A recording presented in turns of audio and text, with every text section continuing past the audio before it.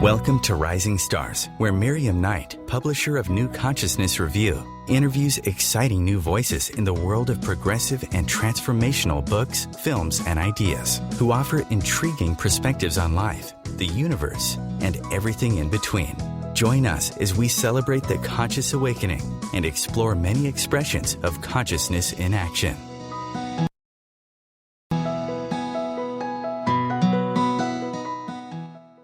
To New Consciousness Reviews and the Rising Stars Show. I'm Miriam Knight, and my guest today is Dr. Bill Thomas. Bill is a revolutionary who went from being an emergency room physician to the medical director of a nursing home in upstate New York.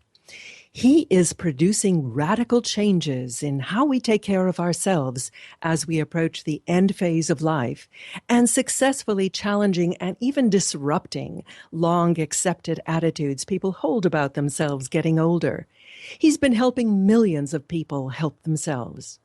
He is currently conducting a 30-city tour around the U.S., dubbed the Age of Disruption 2016 tour, to rally communities around a new and highly disruptive understanding and approach to growth and aging.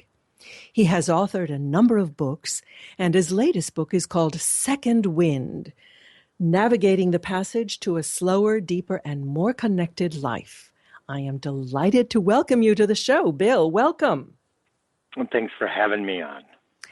Bill, I love this book, but I don't understand the connection between the title and the content.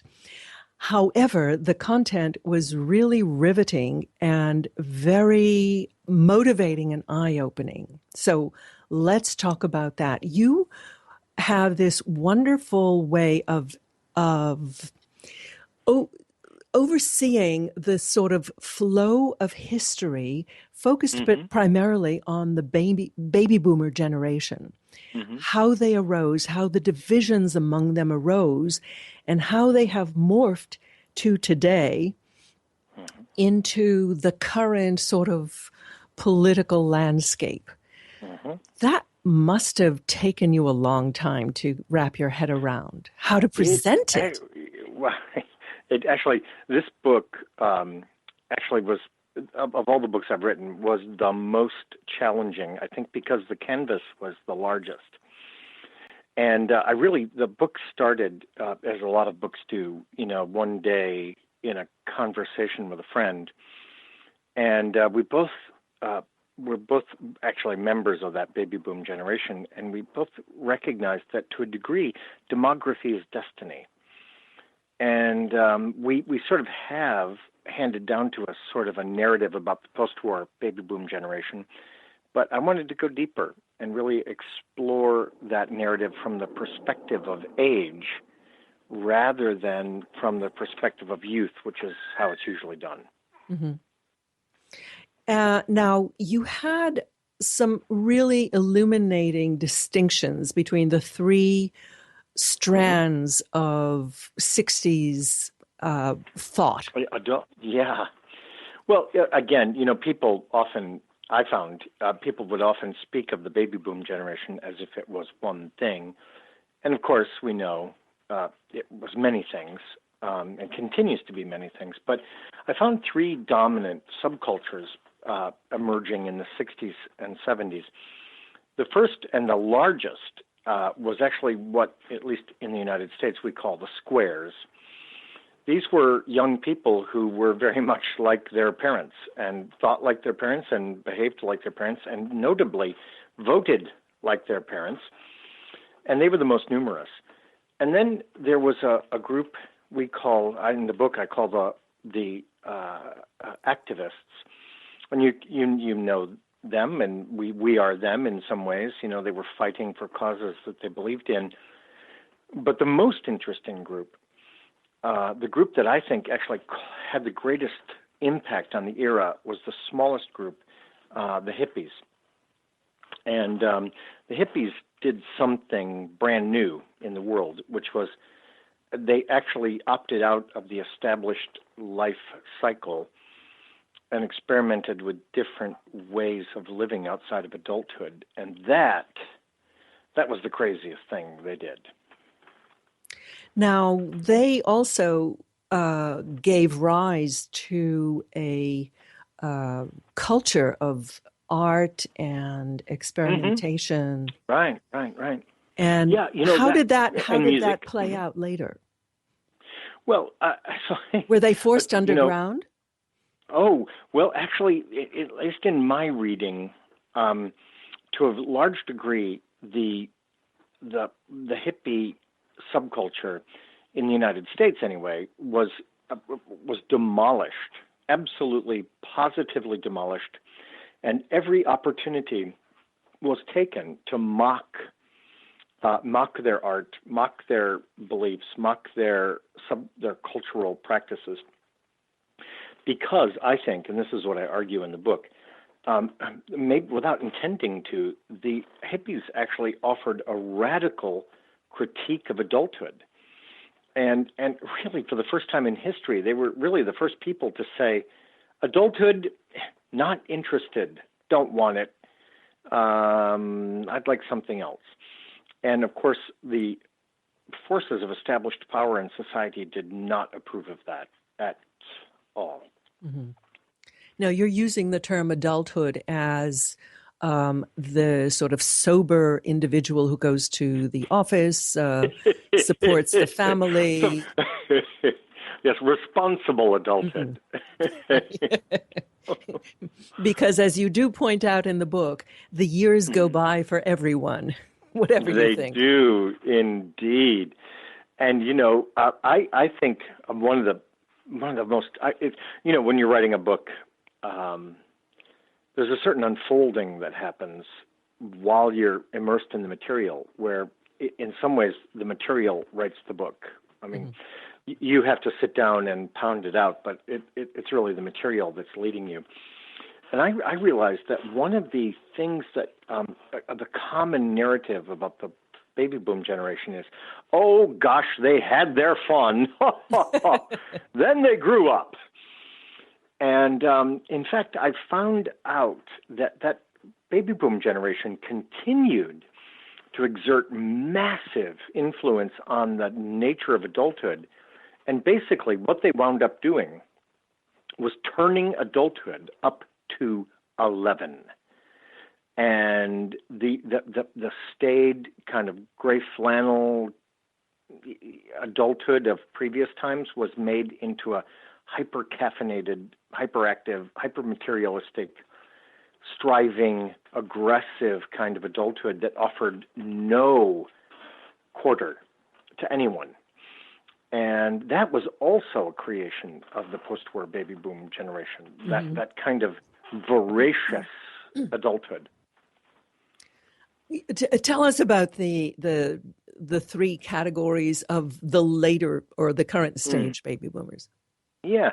So, so as I was sort of mentioning, this voracious adulthood really served for a number of decades as a kind of a generational touchstone. And the books and the movies and the music and everything sort of celebrated this hyper-responsible, hyper-productive life phase.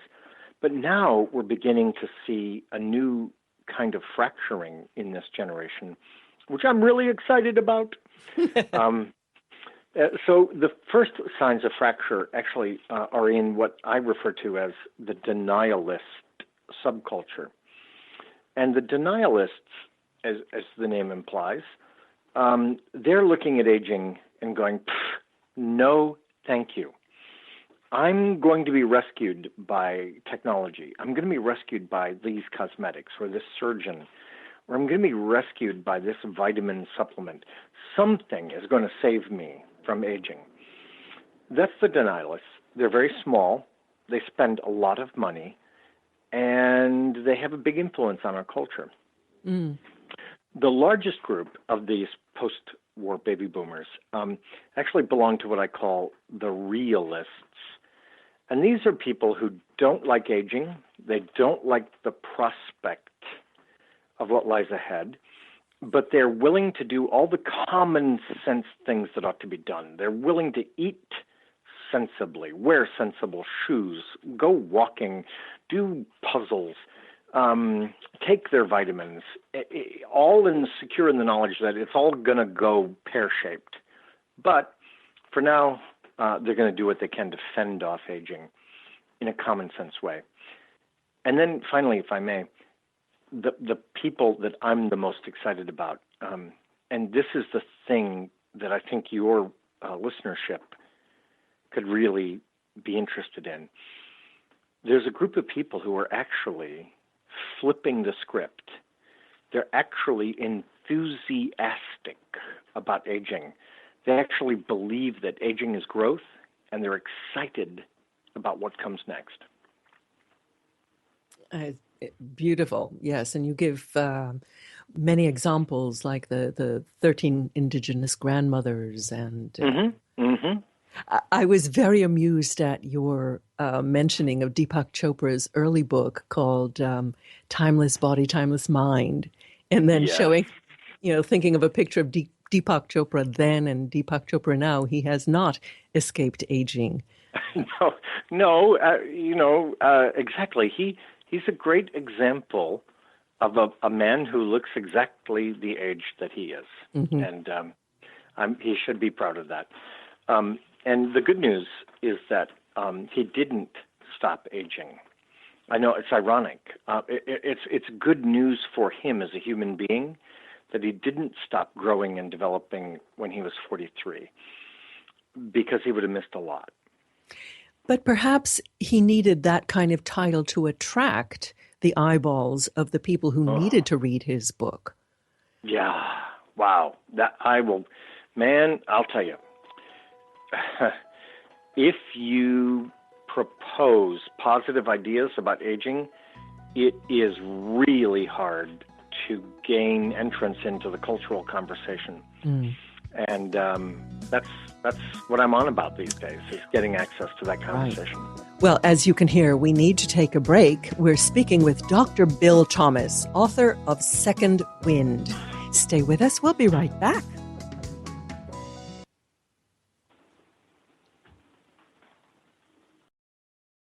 Conscious media for conscious minds.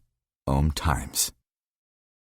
The number one reason girls drop out of school in sub-Saharan Africa is lack of access to feminine hygiene products. The Pads for Schoolgirls Project, an outreach of Humanity Healing International, is changing this paradigm by setting up sewing programs at schools, teaching girls a vocational skill, while producing the reusable pads that help keep them attending classes. The girls pay it forward by making and giving pad kits to other girls in need. To learn more, visit humanityhealing.org. Humanity Healing is where your heart is.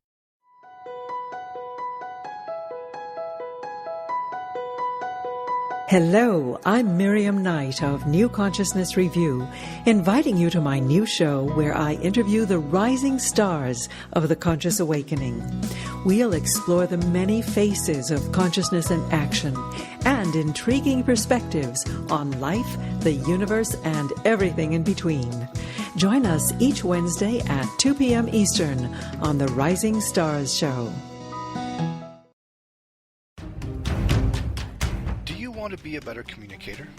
Do you want to better connect with the important people in your life? Do you want to enrich your relationships? If so, join me, Matthew Cooper, on the Positive Control System Show every Wednesday evening at 11 o'clock p.m. Eastern Standard Time on OMTimes Radio. I'll meet you there. Host your show on IOM-FM, the radio network of OMTimes Media, one of the more recognized brand names in the conscious community, and is backed by the extensive marketing reach of OMTimes. Hosting a show on IOM-FM immediately connects you with our extensive dedicated community. Free your mind. Expand your soul. OMTimes Radio. IOM-FM.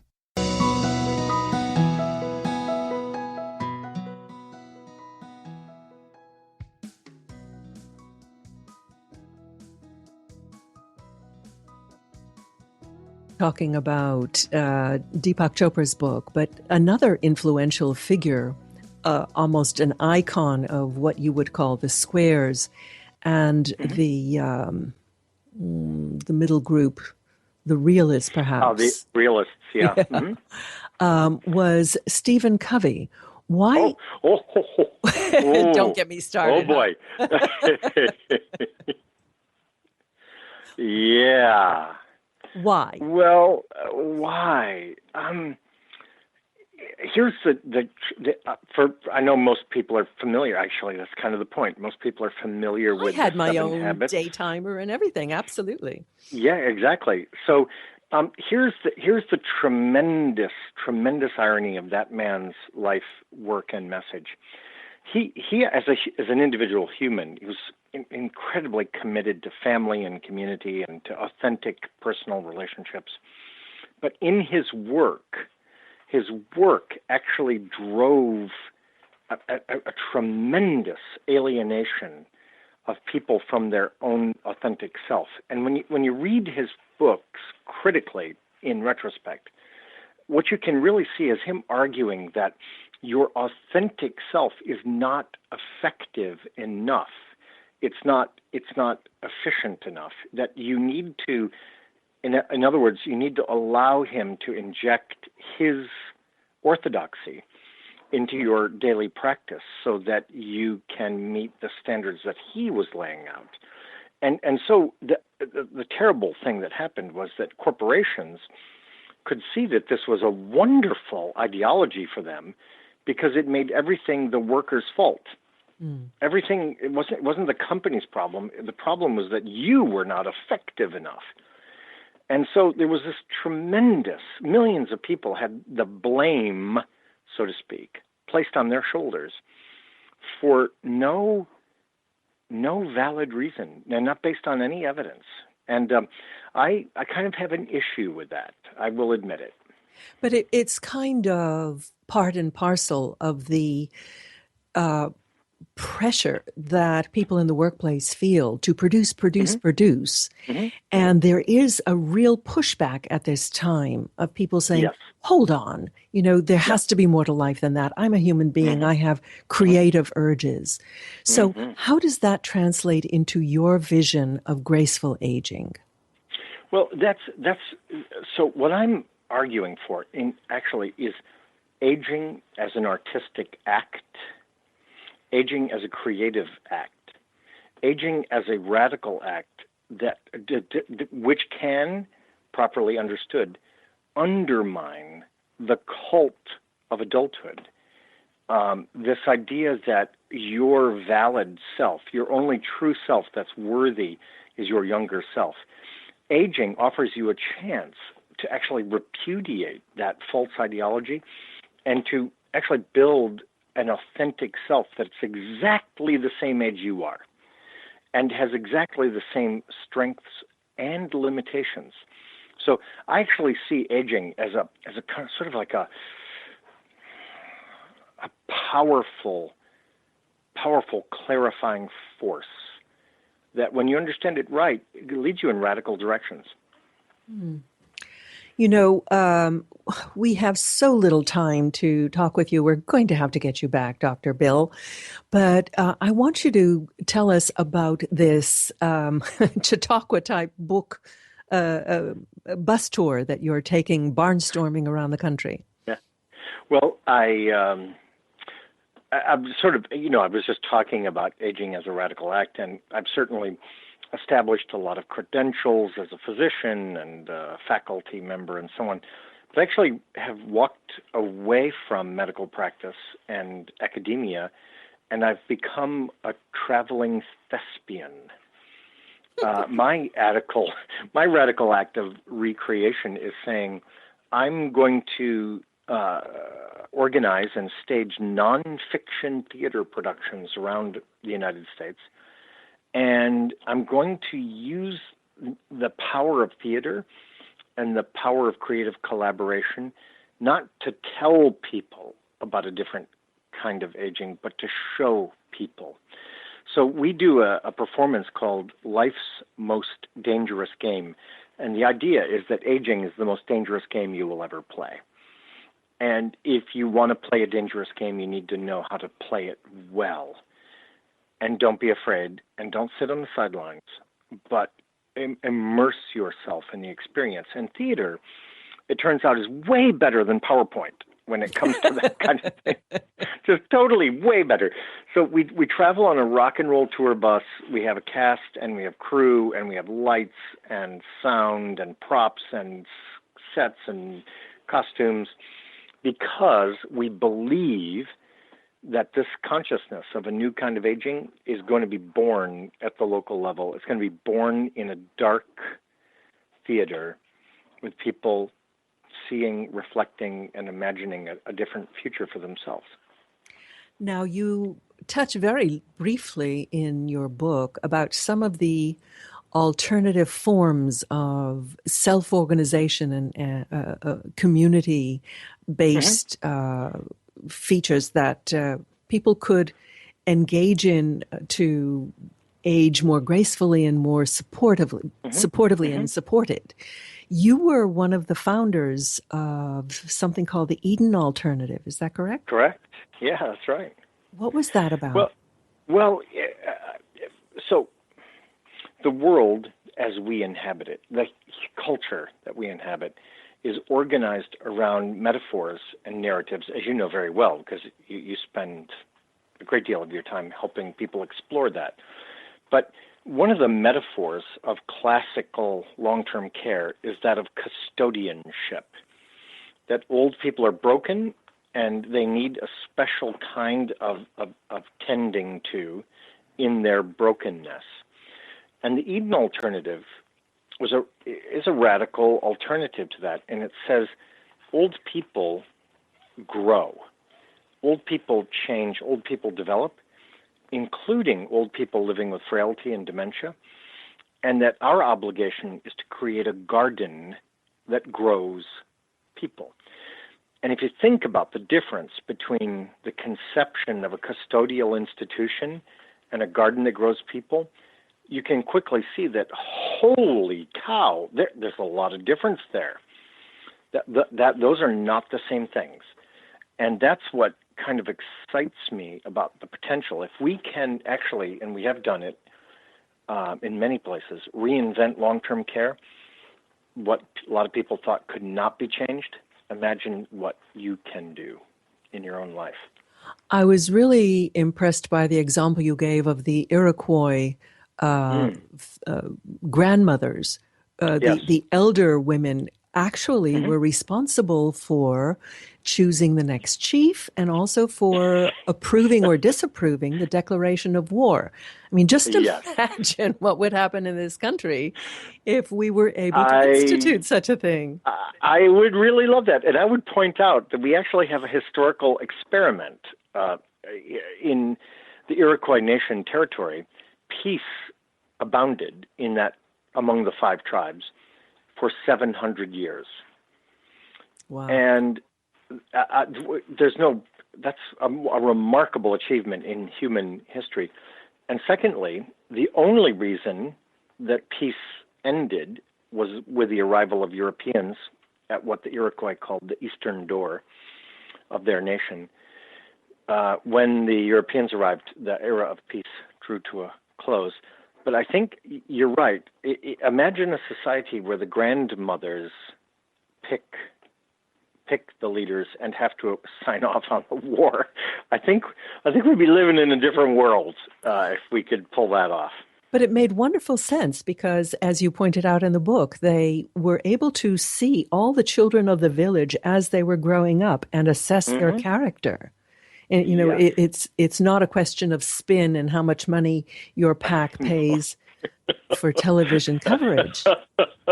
No. So they were able to judge the young according to how they treated each other in the moment.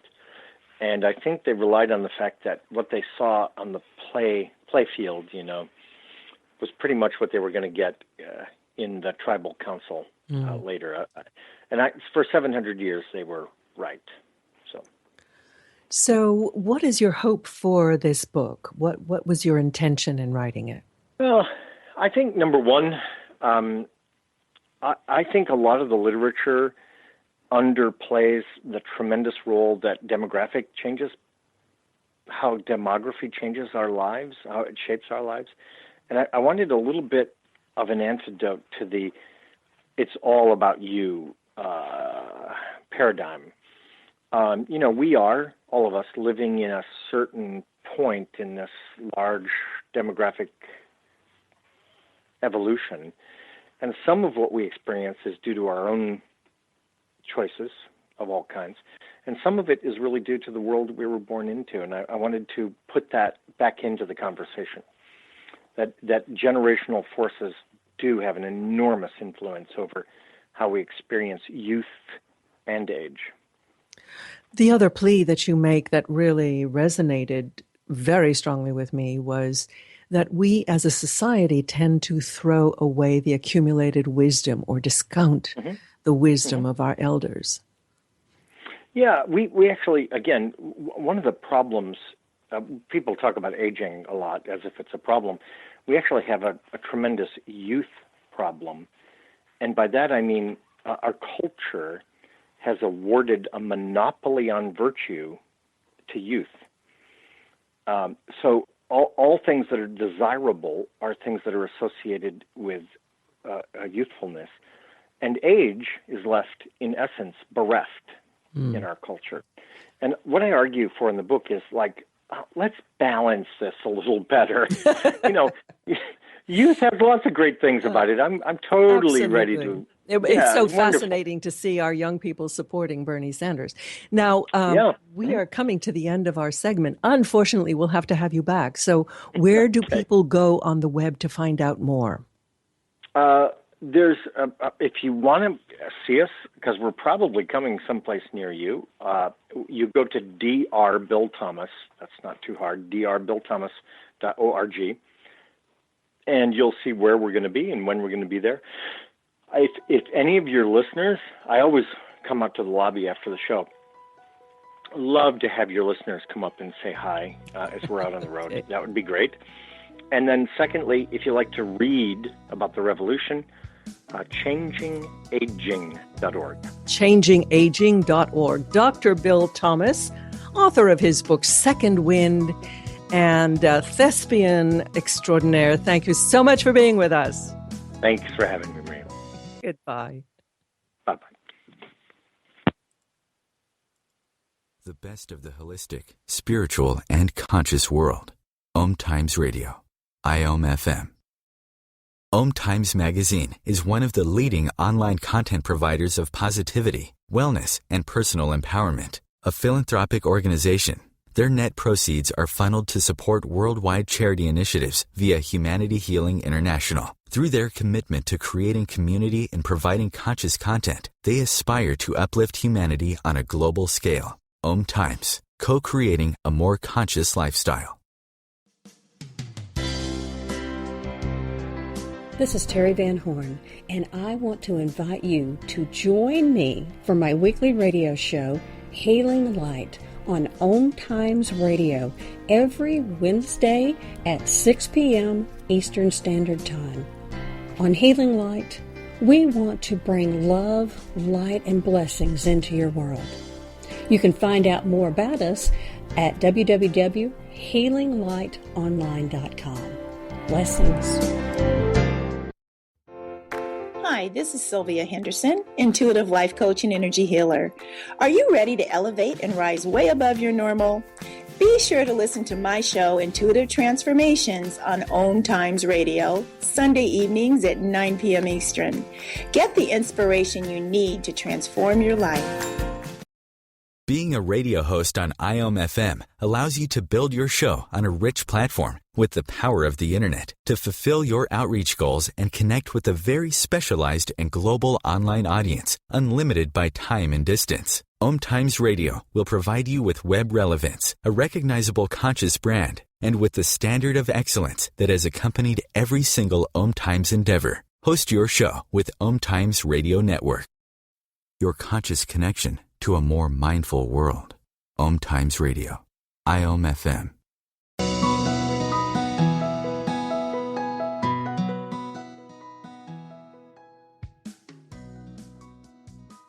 With our next guests, Keston and Andréa Ott-Dahl.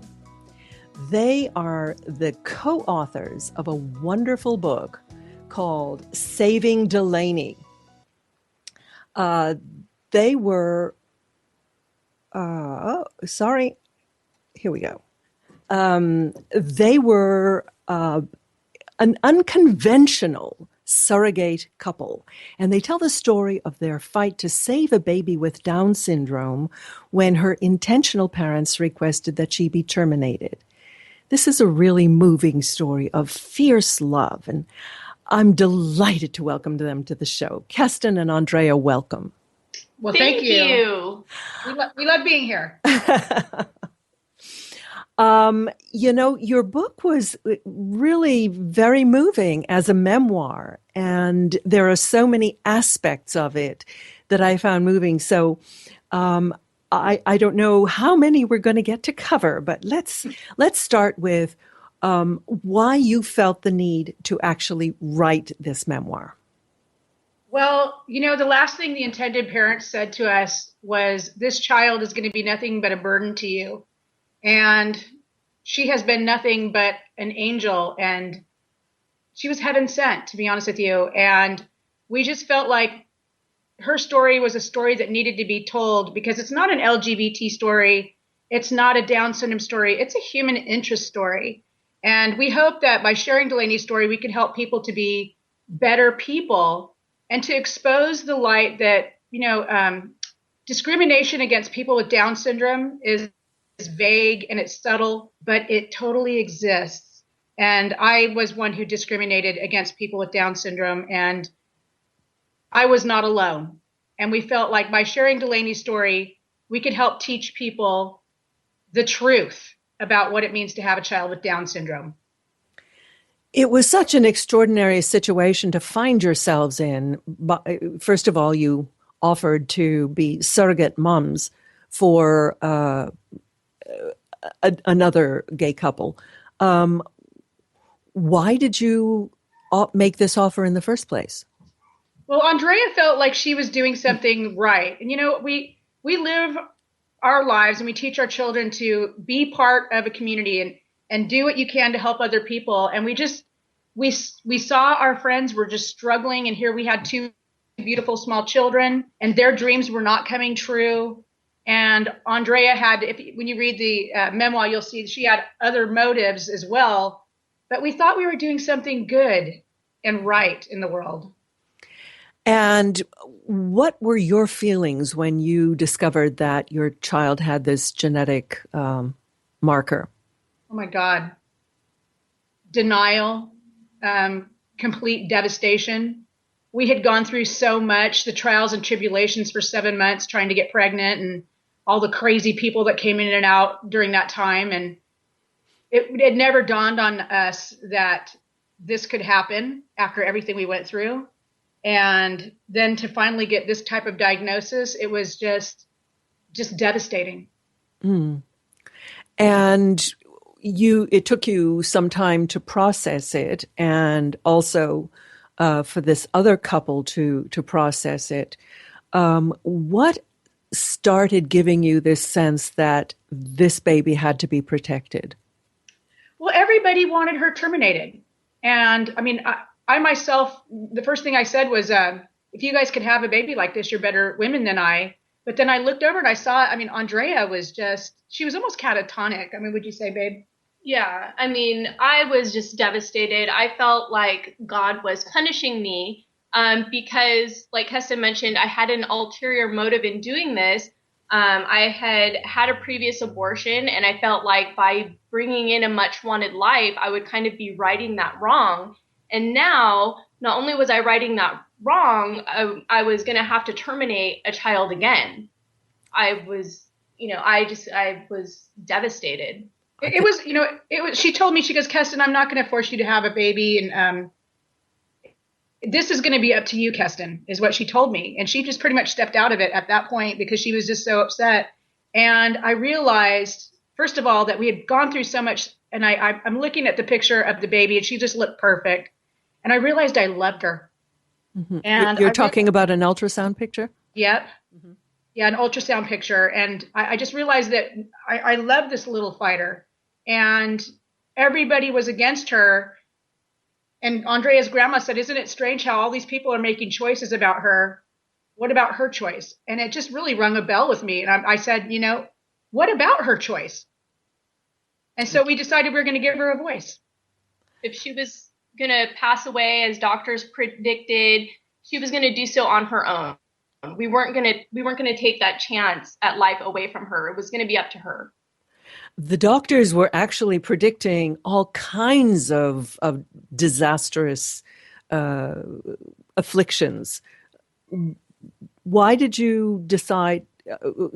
First of all, tell us about them. And I think it just highlights your ferocity to protect this little being. It just didn't seem right. I mean, because the doctors were going, it was so much that the doctors are telling us, she could be blind, she could have autism, she could have a serious heart defect, she could have, she may never be potty trained, she may never talk, she may never, he just went on and on and on. And it just, Andrea and I had, because we had spent a weekend before we actually got the diagnosis, we knew she might have Down syndrome. But we spent that weekend online educating ourselves, and we knew that he was over exaggerating, and that, these things could happen to any baby, not just a baby with Down syndrome. And we knew it wasn't fair. Mm-hmm. What was your attitude towards the surrogate parents when they decided to pull the plug? Everything we had done up until that point for 7 months, we had done for them. We tried to get pregnant for them, and it was heartbreaking when we weren't getting pregnant, and they were our sole concern. And then once that baby was conceived and everybody was starting to gang up against the baby, it was no longer about them, and they were not our priority anymore. And while we hold no animosity, we do understand the way the doctors painted it. These girls were afraid, but they had no desire to educate themselves beyond the doctor's doom and gloom. And so we understood where they were coming from, but we had to take a step away from them and make it not about them anymore. I think your use of the internet was fantastic, both to educate yourself about Down syndrome, about what to expect, but also how to give little baby Delaney the best possible start in life. We decided instead of termination, we would do early intervention. And that I came across an article about choline, which was a supplement that was shown to dramatically reduce the cognitive delays in mice with Down syndrome. So I decided to give that a try. And so we got Delaney on supplements. We enrolled her in early intervention therapies. We all learned sign language. It's paid off in spades. It really has. You did some supplements during pregnancy as well, didn't you? Yes. Choline. Yes, choline.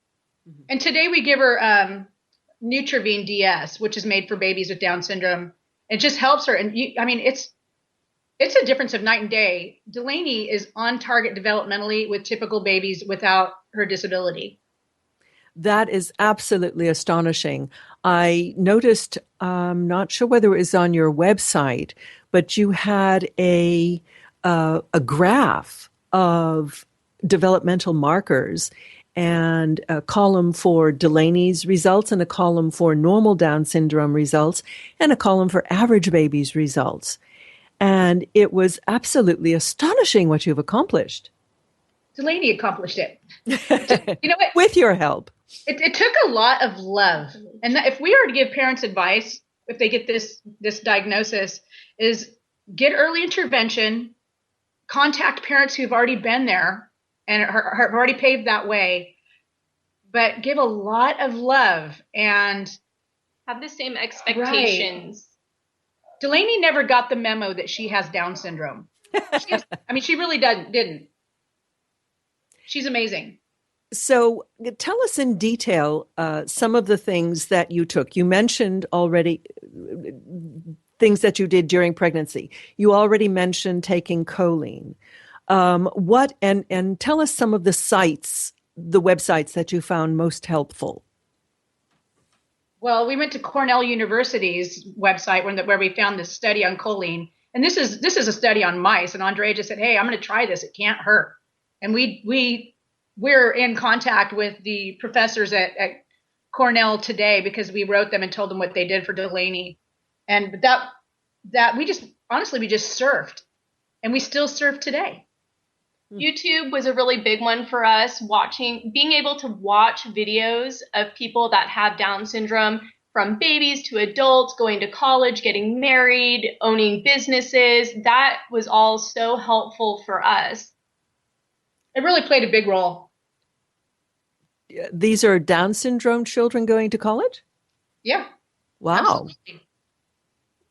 Absolutely. I'm sure you totally expect that of little Delaney. Absolutely. She can do anything she wants to do. Now, there were specific physical challenges that you gave her extra help with. For example, you had a therapist who helped her with walking. Yeah, she's awesome. So tell us why you needed it and how that helped. Well, here's something, Miriam, that we're learning, and we advise parents that in order for her to get early intervention, she has to be delayed. So that's something that's not really right. So Delaney is delayed a little bit for typical babies, but she's way ahead of babies with Down syndrome. But we got early intervention, and the person you're talking about is our OT therapist, and PT, and she teaches Delaney how to jump and walk and do stairs, because kids with Down syndrome have low muscular development, and so it's harder for them. And luckily, we've got a great team of people, and we pretty much we do everything to keep Delaney on target. We don't let her fall behind the cracks. That's fascinating. I remember reading about children with cerebral palsy being trained or having their brains retrained and rewired by crawling exercises and things like that. Mm-hmm. So it seems that you're tapping into this same vein of intervention. Exactly. We're going to take a break now. We're speaking with Andrea and Keston Ott-Dahl about saving Delaney.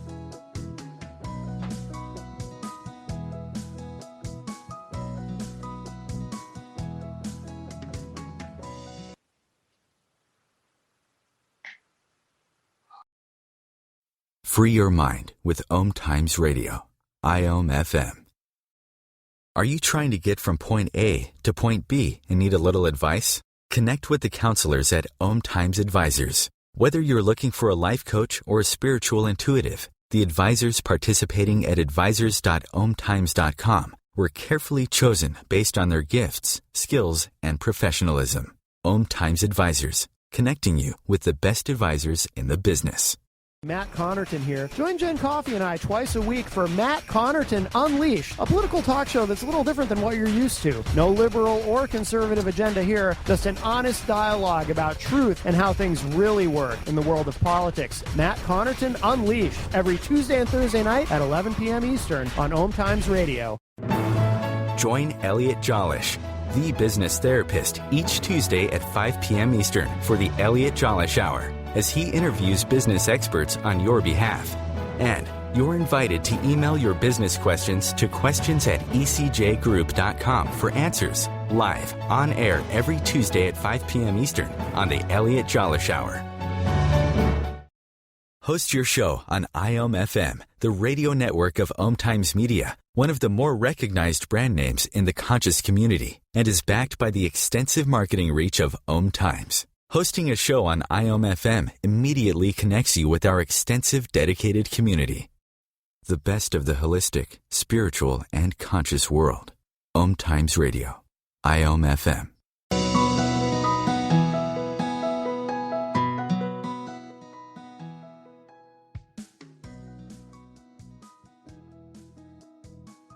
Being Delaney and about their rather remarkable little offspring.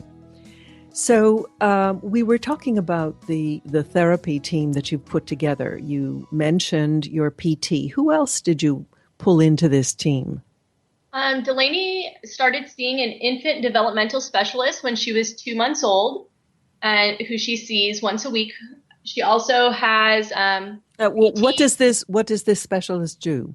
This specialist works on social skills, playing, interacting, things like that, singing songs, just social aspects. It seems like a lot of playing, but there's definitely a method to her madness. Mm-hmm. We also have an occupational therapist who Delaney sees, and that's for fine motor skills.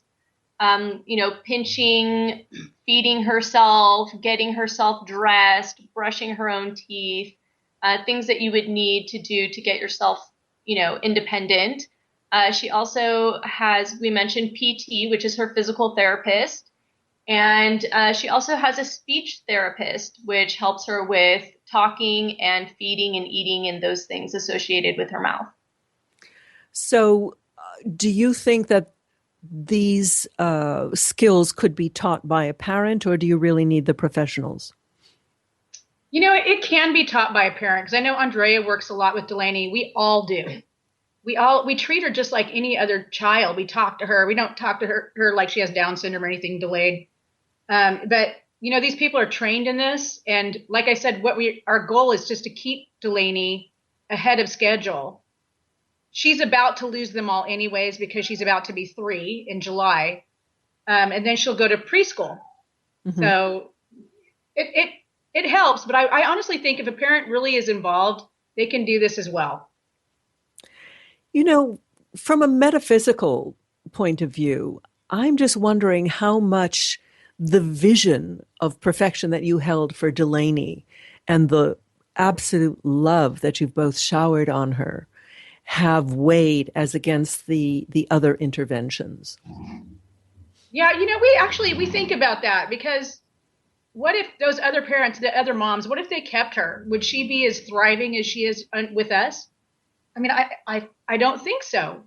I think that just the fact that we were kind of the 3 musketeers and saving her life and fighting everybody to keep her and keep her healthy created a really special bond. And I know I say this is it seemed like Delaney always knew that she was our child, and she just never, ever lets us down, ever. How do your other children relate to her? They absolutely love and adore her. I have a 10-year-old son and a 7-year-old daughter who are very close with her.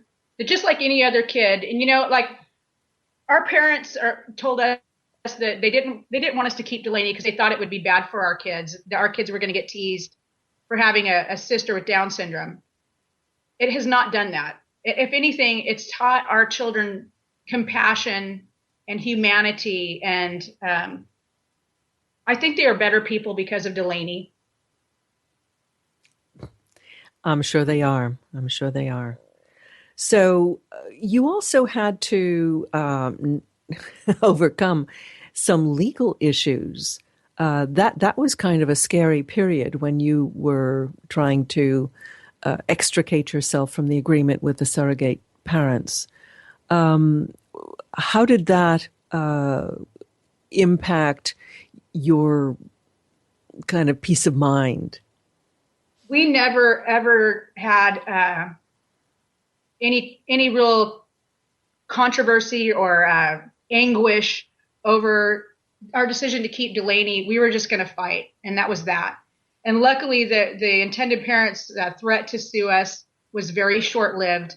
We contacted an attorney, and an attorney told us, well, no judge in the world is going to force you to terminate your own biological child, and nobody would touch this. And luckily, the intended moms backed off quick.